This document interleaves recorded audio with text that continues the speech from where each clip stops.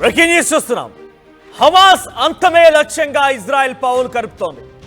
ఎలాగైనా సరే హమాస్ ఈ వ్యతిరేక వర్గాన్ని మొత్తాన్ని కూడా అంతమొందించాలని లక్ష్యం కొద్దే ఇజ్రాయెల్ ఒక్కొక్కటిగా అడుగులు ముందుకు వేస్తోంది. 22 నెలలుగా గాజా నగరం పైన భీకరంగా దాడులు చేస్తోంది ఇజ్రాయెల్. అయితే ఇటీవల జరిగినటువంటి దాడిలో గాజాలోని పలు ప్రాంతాలపైన ఇజ్రాయెల్ ఆర్మీ భీకరంగా దాడులు చేసింది. ఈ దాడుల్లో సుమారుగా 20 మందికి పైగా దుర్మరణం పాలయ్యారు. ఇప్పుడు చెప్పేది కేవలం 20 అనేది ఒక టెక్నికల్ టర్మ్ గా మీకు చాలా చిన్నగా అనిపించవచ్చు. కానీ రోజు 20 మంది చొప్పున హతమవుతూనే ఉన్నారు. ఇప్పటివరకు గాజాలో 55,000 మంది మరణించారట. 55,000 మంది ఇప్పటివరకు మరణించారు వివిధ కారణాల చేత. దీంట్లో ఇటీవల మరణించిన దాంట్లో 4 జర్నలిస్టులు ఉన్నారట. 4 జర్నలిస్టులు కూడా ఈ దాడిలో ప్రాణాలు కోల్పోయారు. దాంట్లో రైటర్స్ సంబంధించిన రిపోర్టర్ హతేమ్ ఖలీద్ తో పాటుగా ఓ ఫోటోగ్రాఫర్ కూడా ఉన్నారట. ఇప్పటి వరకు గాజాలో 200 మందికి పైగా జర్నలిస్టులు మరణించారు. ఎవరైతే ఎక్స్ట్రీమ్ గా వెళ్ళిపోయి, అంటే ఒక రకంగా చెప్పాలంటే మీకు వాస్తవాన్ని, అక్కడ జరిగేటువంటి సమస్యని, సందర్భాన్ని, అన్ని రకాల వాస్తవిక విషయాలను అందించేటువంటి ప్రయత్నంలో జర్నలిస్టులు చాలా విశ్వ ప్రయత్నాలు చేస్తారు. ఎక్కడి వరకైనా వెళ్తూ ఉంటారు. ఒక్కసారి వృత్తులోకి దిగితే అది చావో రేవో అంతా ఆ సమయంలో ఏం జరుగుతుందో కూడా తెలియని సిచ్యువేషన్లో ఎంత దూరమైన వెళ్ళి మీకు వార్తలను ఇచ్చే ప్రయత్నమే జర్నలిస్టులు చేస్తారు. సో అటువంటి ప్రయత్నంలో భాగంగా హమాస్ పైన దాడి చేసిన క్రమంలో ఇజ్రాయెల్ దాడిలో ఇప్పటివరకు 200 మందికి పైగా జర్నలిస్టులు మరణించారట. సో ఆ సోమవారం జరిగిన దాడిలో 20 మంది మరణిస్తే దాని 4 జర్నలిస్టులు మరణించారు. సో ఈ విషయాన్ని పాలిస్తానియన్ హెల్త్ అఫీషియల్గా వెల్లడించాయి. సో ప్రాణాలు కోల్పోయిన జర్నలిస్టుల్లో రైటర్స్ సంబంధించినటువంటి హతేమ్ ఖలీద్ తో పాటుగా ఓ ఫోటోగ్రాఫర్ కూడా ఉన్నారు. ఓ స్థానిక వార్తా సంస్థ ప్రస్తుతానికి విషయం వెల్లడించింది. 2023 అక్టోబర్ 7న మొదలైనటువంటి యుద్ధంలో ఇప్పటి వరకు గాజాలో ఇజ్రాయెల్ జరిగిన దాడుల్లో పాలిస్తానీలు 62,000 మంది మరణించారు. లక్షలాది మంది గాయపడ్డారు. అయితే కేవలం జర్నలిస్టులే 200 మంది మరణించారట. గాజాలో ఎక్కడ చూసినా తిండి లేదు. బక్క చిక్కినటువంటి ఆ మనుషులు డొక్కలన్నీ ఎండుకుపోయాయి. తిందామంటే తిండి లేదు, తాగడానికి నీళ్లు లేవు. ఎటు చూసినా అగమ్య గోచరమే. ఎప్పుడు ఎటువైపు నుంచో మిసైల్ వస్తుంది, తమపై పడిపోతుంది, చచ్చిపోతామో తెలీదు. ప్రజలంతా హాహాకారాలతో ఎదురు చూస్తున్నారు. హాహాకారాలతో వాళ్ళ ధ్వనులు, వాళ్ళ మాటలు, వాళ్ళ ఆహాకారాలు ప్రతిధ్వనిస్తున్నాయి. ప్రపంచ దేశాలన్నీ కూడా గమనిస్తున్నాయి. ఇంతకీ అసలు హమాస్ కి ఇజ్రాయెల్ కి మధ్య విభేదాలు ఏంటి అని అంటే, ల్యాండ్ అండ్ సెల్ఫ్ డిటర్మినేషన్. ఒక రకంగా land, both Israelis and Palestinians claim the same land for their respective national homelands. ఇద్దరిగా భూ వివాదాలు ఉన్నాయి, భూ తగాదాలు ఉన్నాయి. జియోనిజం సంబంధించి ఒక మూమెంట్, జేవిష్ స్టేట్ ని కూడా ప్రకటించాలని ఒక మూమెంట్ ఏదైతే ఉందో అది కూడా వ్యతిరేకత ఉంది. 1967 వార్ అండ్ ఆక్యుపేషన్, 1967 వార్ కు సంబంధించిన అంశాలు కూడా ఆందోళన గురి చేస్తున్నాయి. హమాస్ రైజ్ టు పవర్ 2006లో హమాస్ అనేది ఒక ఇస్లామిక్ మిలిటెంట్ గ్రూప్. ఆ గ్రూప్ కాస్త పాలిస్తానియన్లకు సంబంధించిన ఎలక్షన్లో గెలిచి అక్కడ పూర్తిగా ఆ గాజా ప్రాంతాన్ని 2007లో తమ చేజిక్కించుకున్నాయి హమాస్. సో దీంతో ఇది నచ్చలేదు. ఈ నచ్చక అన్ని వైపులా ఇజ్రాయెల్ దారులన్నీ మూసేసింది.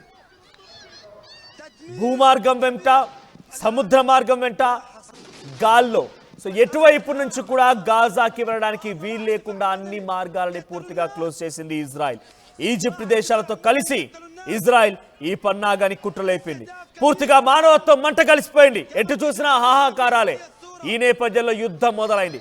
హమాస్ ఇజ్రాయెల్ యుద్ధం మొదలైంది అక్టోబర్ 7, 2023న. అప్పటి నుంచి ఇప్పటి వరకు 62,000 మంది మరణించారంటే అక్కడ ఎటువంటి పరిస్థితులు అయితే అర్థం చేసుకోండి. దాంట్లో 200 మంది జర్నలిస్టులు మరణించారు. సో ఎటు చూసినా ఒక భయంకరమైనటువంటి పరిస్థితి. ఎటువైపు నుంచి ఏ మిసైల్ వచ్చి పడుతుందో, ఆ మిసైల్ తమ ప్రాణాలని గాల్లో కలిపేస్తుందో, ఇలా అనేక రకాలుగా అంతా భయంగా ప్రాణాలు అరిచేతిలో పెట్టుకొని బతుకుతున్న పరిస్థితి కనబడుతోంది. 62,000 మంది మరణిస్తే ఆ కుటుంబాలు ఎంత ఛిద్రమైపోయి ఉంటాయి. చిన్న పిల్లలు హాహాకారాలతో ఎదురు చూస్తున్నారు. తినడానికి తిండి లేదు, డొక్కలు ఎండుకపోయి ఉన్నాయి. కనీసం వారు తాగడానికి కూడా నీళ్ళు లేవు. ఎటువైపు నుంచి ఏం వచ్చి పడుతుందని భయంగా బతుకుతున్నారే కానీ అసలు అక్కడ జనజీవనం పూర్తిగా స్తంభించిపోయిందన్నా కూడా మనం పెద్దగా ఆశ్చర్యపోవాల్సిన పని లేదు. సో ప్రస్తుతానికి మనం ఒకసారి ఆ విజువల్స్ చూద్దాం. అక్కడ ఎటువంటి పరిస్థితులు నెలకొన్నాయి గాజాలో, ఆ సందర్భంలో ఎటువంటి మిసైల్స్ వచ్చి పడుతున్నాయి, ఎటువంటి భయంకరమైనటువంటి సంఘటనలు ఉన్నాయో ఒకసారి విజువల్స్ చూద్దాం.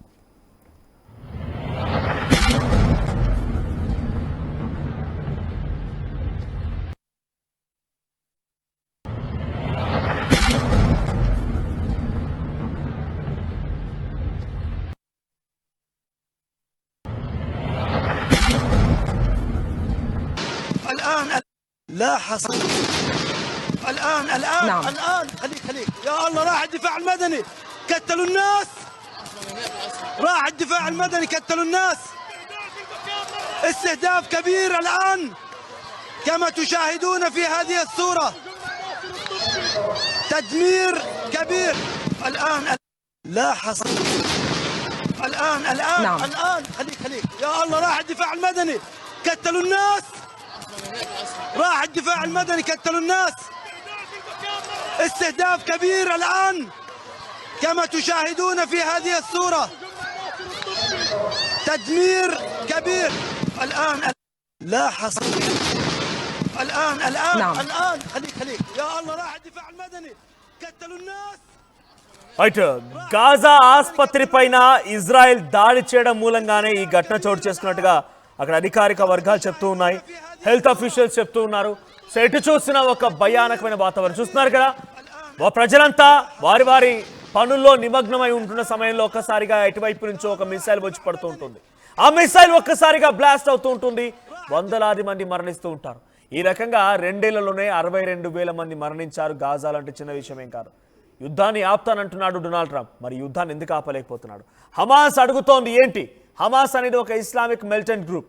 వాళ్ళు ఏకంగా అక్కడ అధికారికంగా లెజిస్లేటివ్ ఎన్నికల్లో గెలుపొంది వారు అక్కడ ప్రభుత్వాలను చేజిక్కించిన తర్వాత నుంచి మొదలైంది ఈ యుద్ధం. ఇప్పటి వరకు ఆగడం లేదు. రోజు రోజుకి ఇంకా యుద్ధం ముదురుతోంది. ఇజ్రాయెల్ ఎటువైపు నుంచి ఏం చేస్తుందో, ఏం జరుగుతుందో అర్థం కాక ప్రజలంతా అలమటిస్తూ ఉన్నారు, ఆకలితో అలమటిస్తూ ఉన్నారు, తాగడానికి నీళ్లు లేక అలమటిస్తూ ఉన్నారు, డొక్కలు ఎండుకపోయి ఉన్నారు.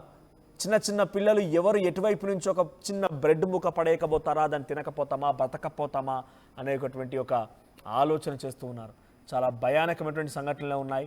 సో ప్రస్తుతానికి హమాస్ పై ఇంకా దాడి జరుగుతోంది. ఈ దాడిలో ఇప్పటివరకు 200 మంది జర్నలిస్టులు ముచ్చినట్టు తెలుస్తోంది. ఇంకా అక్కడ ఈ దాడులు కొనసాగుతూనే ఉన్నాయి.